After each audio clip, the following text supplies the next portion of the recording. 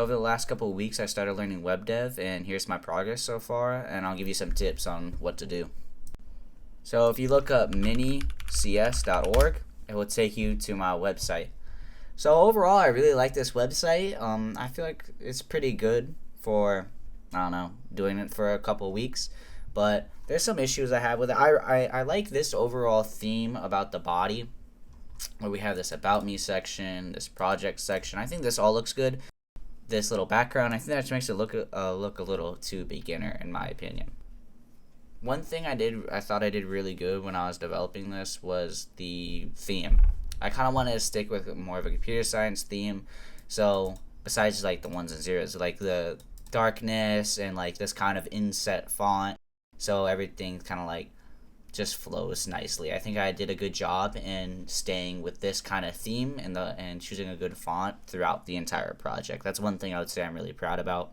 So let's get a quick overview. I had this little title right here called Mini CS, which is obviously my new name as I rebranded my channel.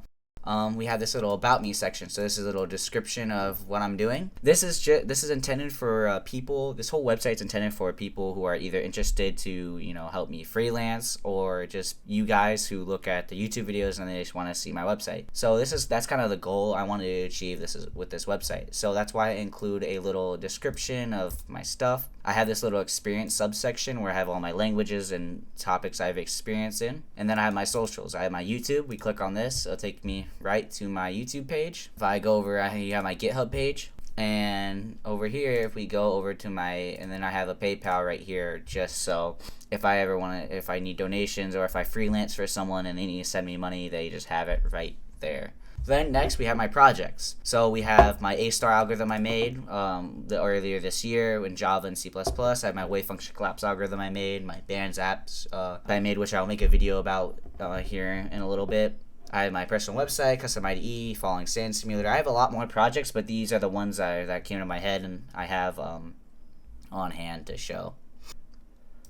So let's get into the actual tech of this and all the design decisions that I decided to make.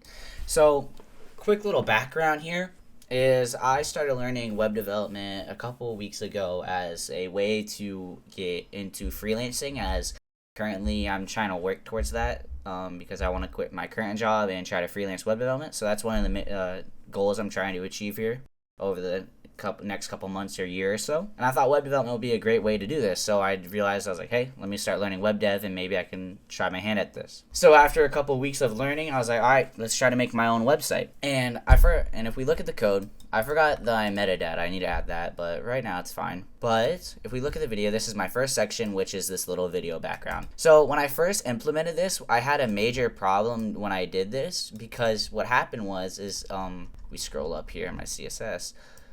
The height I didn't realize like how pixels and viewport widths and heights worked. So I set it to the viewport height, and what would happen is when you resized it, this would go out of scale, and it would just like break like this. So the video would be shorter than this logo. I can actually replicate it right now. If I put it to 50 viewport height, and then like if you shoot it, you see how this will come out of scope. I never realized why that actually happened, but eventually I figured it out after reading a couple articles and understanding how this stuff works. And then I added this, and this was the main first hurdle I had to tackle, was dealing with this thing right here, which I think came out decent, but this is the only part of the program I have a problem. Then we go over to my header. So I just create this little div class and right here called about, and this is my little section where I have a little about me that acts like the header to introduce everything. So the thing I was trying to go for here was like you have this little header, and it's like kind of like a drop down page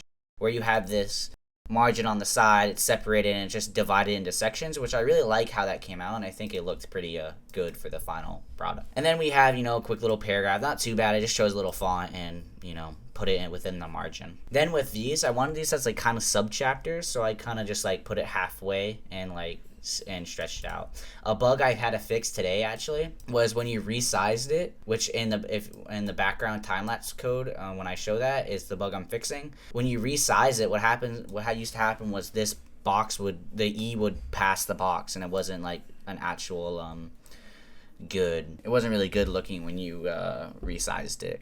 And then I added just, a list right here. I don't know if this is a Flexbox. I don't think it is. But when I first made it, I didn't know what Flexboxes were. And it was really bad. And then I found out what Flexboxes were and changed it. But I don't think this is a Flexbox.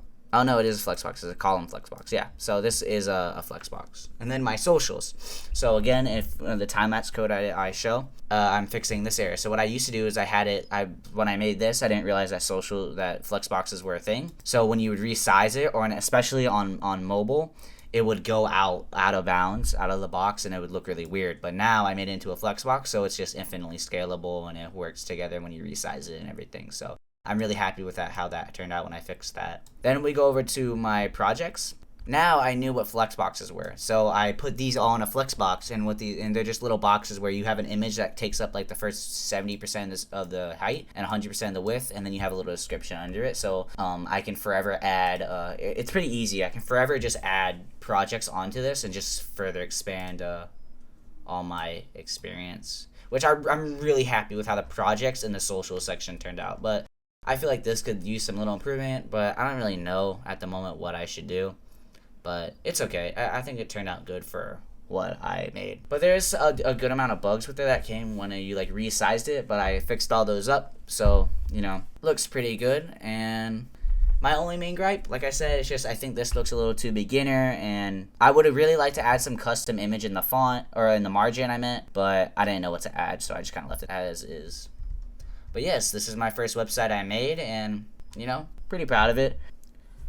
So how can you actually learn web dev like I did? Well, what I did was I went to a YouTuber called BroCode, and I watched his 5-hour course on HTML and CSS, and I just followed along, and I would program along with him. So if I were to recommend how to learn, I would recommend watching one of those courses. They're free, and he has a good amount of them on his channel, and I've learned a lot of my programming from him, like all my starter programming from him. So I would really recommend BroCode. The most important tip I would have to give to you guys is just every time you learn a topic, build something with it. Like, I would learn a topic in the BroCode series, and I would just build a website around it. For example, one thing I did was I learned how to basically build basic HTML, and I made like a fake blog, and every time I learned a topic, I would add something to the blog, which just made me more experienced with the skill, and was like, I didn't forget it. At least for me, I'm really hands-on, so when I just watch a video and don't do anything, I don't really retain any of that knowledge, and it just kind of flows out the ears.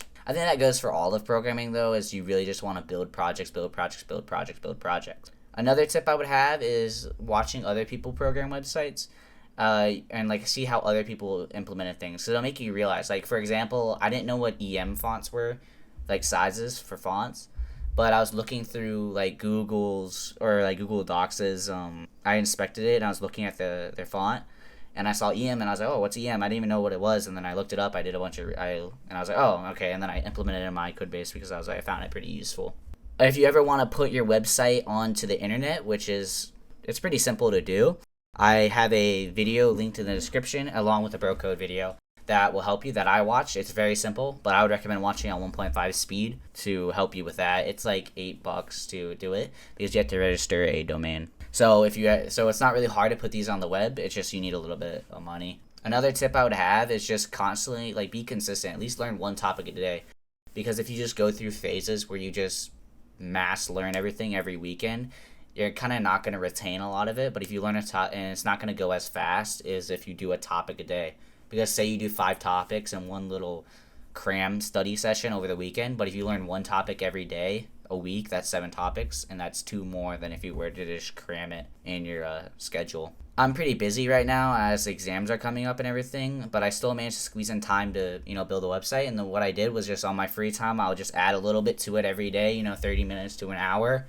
And eventually it just pieced up into what it is. It took me a couple weeks, but at least I got it done because I did a little bit every day. So that's another big tip I would have. Another tip I would have is just take little notes, or just think about what things happen. Don't take every note, just write down a little bit.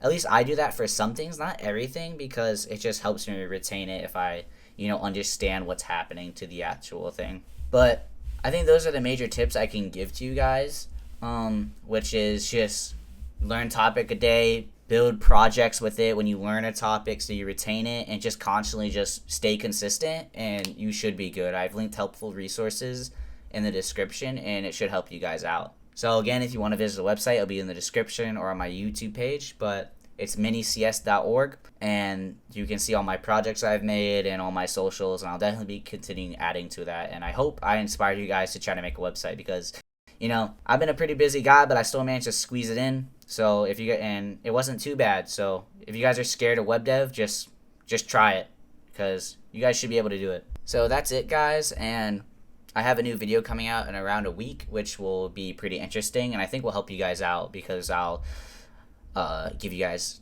apps to do, or just make your own apps. But I have some pretty helpful tips on how to improve your workflow as a programmer coming out in a week. So I'll see you guys in that episode. Hopefully, again, I inspired you guys to make a website, and I'll see you guys all later. Wait, one last thing. If you have any critiques about my website, or you have any problems, please let me know. I'm trying to get way better at web development, and your guys' criticism really helps me out and improves me as a web developer, as I'm still very new to this. So now, you guys, I'll let you guys go.